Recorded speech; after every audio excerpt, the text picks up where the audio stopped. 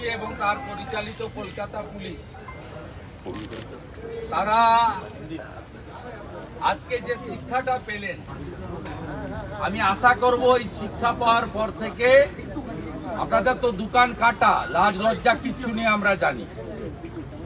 আপনারা বৃহস্পতিবার দিন মহামান্য রাজ্যপাল মহোদয় অনুমোদন থাকা সত্ত্বেও আপনারা 200 জন ভিকটিমকে আটকে ছিলেন 200 মিটার দূরে। এডিসিপি কি খালিদ মিরাজ না কি নাম আছে ওর নেতৃত্বে এবং ইন্দিরা মুখার্জির নেতৃত্বে আপনারা লিডার অব অপোজিশনকে এখান থেকে 100 মিটার দূরে ডবল গার্ডেল দিয়ে আটকে ছিলেন। তারপরে কলকাতা হাইকোর্টে আমি যেতে বাধ্য হই মহামান্য বিচারপতি মাননীয়া অমৃতা সিনহার এজলাসে। সেখানে যা যা হয়েছে লাইভ ভিউতে সবাই দেখেছেন, কিভাবে রাজ্যের রেজি কিশোর দত্ত মিথ্যা কথা ওখানে বলেছেন যে এলওপি আসার সূচনা ছিল না, আটকানো হয়নি, কত বড় বড় মিথ্যা কথা। এবং তারপরে অর্ডার আপলোড হয়েছে। অর্ডার কি হয়েছে সবাই জেনেছেন। মহামান্য রাজ্যপাল মহোদয় রাজভবন থেকে সেদিন বলেছিলেন রাজ্যপাল গৃহবন্দী, ও তিনি বলেছেন ভিকটিমরা এখানে আসবে, যতক্ষণ না ভিকটিম আসবে ততক্ষণ রাজ্যের পুলিশ মন্ত্রী অ্যাজ ওয়েল অ্যাজ চিফ মিনিস্টারের জন্য রাজভবনের দরজা বন্ধ। সেদিন তারা বলেছিলেন গেট থেকে কলকাতা পুলিশের যে টিম সেদিন দায়িত্বে ছিলেন তাদের অবিলম্বে সরাতে হবে।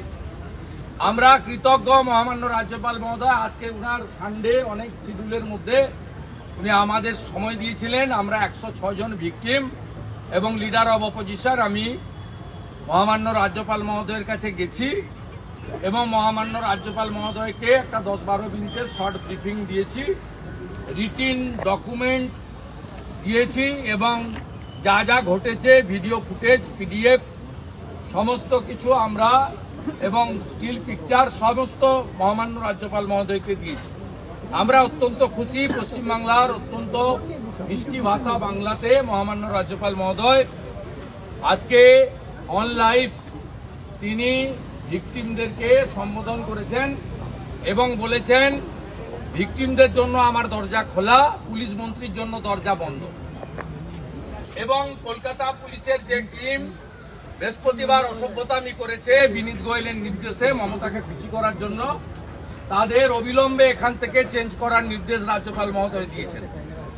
আমরা উনাকে উনার কনস্টিটিউশনাল হেড, উনার পাওয়ার কি আমরা জানি। উনি পঞ্চায়েত নির্বাচনে 8200 কমপ্লেন ওয়ার হাউস খুলে পাঠিয়েছিলেন, একটা তো অ্যাকশন টেকেন হয়নি, সেটাও পশ্চিমবঙ্গের লোক জানে।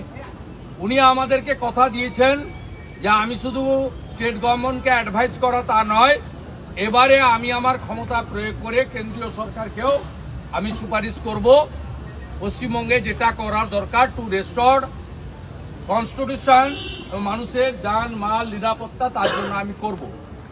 আমি উনাকে বলেছি পশ্চিমবঙ্গের সংবিধানের 4টা স্তম্ভ আক্রান্ত, ল মেকাররা আক্রান্ত, অপোজিশন লিডার অপোজিশন এমএলএদের অ্যাসেম্বলি থেকে 5 মাস 6 মাস করে প্রত্যেক বছর সাসপেন্ড করে বাইরে রাখা হয়, বলতে দেওয়া হয় না। ব্যুরোক্রেসি আক্রান্ত, সব নর্মস ভেঙে রিটার্ন লোকদের এক্সটেনশন দেয়। একটা বড় অংশের আইএএস এবং আইপিএস যারা মুখ্যমন্ত্রীর যারা বসংবদ নয়, চটি চাটেন না, তাদেরকে কার্যত গ্যারেজ করে উনি বসিয়ে রেখেছেন, ব্যুরোক্রেসি নিশ্চিহ্ন। জুডিশিয়ারি এখানে অ্যাটাক, সবাই জানেন জাজেদের কিভাবে উনি অ্যাটাক করেন, জাজের বাড়িতে পোস্টার ফেলেন। সেই কারণে মাননীয় মুখ্যমন্ত্রীকে 5 লক্ষ টাকা ফাইন করেছিল 2021 সালে মহামান্য বিচারপতি কৌশিক চন্দ্রের বেঞ্চ। কৌশিক চন্দ্র মহোদয় 5 লক্ষ টাকা কলকাতা হাইকোর্টের বারকে জমা দিতে হয়েছে, যেটা স্বাধীনতার পরে কাউকে দিতে হয়নি। শুধু তাই নয়, মিডিয়া যেভাবে অ্যাটাক হয়েছে সংবিধানের 4র্থ স্তম্ভ, সেটাও আমরা সন্দেশখালীর ঘটনা নিয়ে যেভাবে রিপাবলিকের রিপোর্টারকে কলার ধরে তুলে আনা হয়েছে, যেভাবে বিপি আনন্দের অ্যাসিস্ট্যান্ট ডাইরেক্টরকে এডিটর সিনিয়র এডিটরকে নোটিশ পাঠিয়ে বলা হয়েছে সকালে আসতে, একাধিক পোর্টাল ইউটিউবারের বিরুদ্ধে আক্রমণ করা হয়েছে, অন্যান্য চ্যানেল প্রিন্ট মিডিয়া আক্রান্ত হয়েছে। আমরা সেসব কথাও মহামান্য গভর্নরকে বলেছি যে সংবিধানের 4টা পিলারই শেষ করে দিয়েছে এবং এখানে ভোটের নামে কার্যত প্রহসন হয়েছে, গুন্ডাদের দখলে ছিল, গণনা কেন্দ্র কাউকে রাউন্ড যে বলা হয়নি। সর্বোপরি আমরা দাবি করেছি যে সমস্ত শেল্টারলেস লোকেদের বাড়িতে পৌঁছে দিতে হবে নিরাপত্তা দিয়ে। যারা আক্রান্ত হয়েছে তাদের, যারা আক্রমণকারী তাদের বিরুদ্ধে ব্যবস্থা নিতে হবে এবং সাথে সাথে ক্ষতিপূরণ কেন্দ্রীয় বাহিনীকে দুর্গাপুজো পর্যন্ত রাখা এবং মহামান্য রাজ্যপালের যদি পসিবল হয় এরিয়া ভিজিট করা, যেভাবে 2021-এ আজকের ভাষণের উপরাষ্ট্রপতি তৎকালীন রাজ্যপাল জগদীপ ধনখড় করেছিলেন। মহামান্য বর্তমান রাজ্যপাল মহোদয়ও 23-এর পঞ্চায়েত নির্বাচনে করেছিলেন। সেই সব আবেদন আমরা করেছি।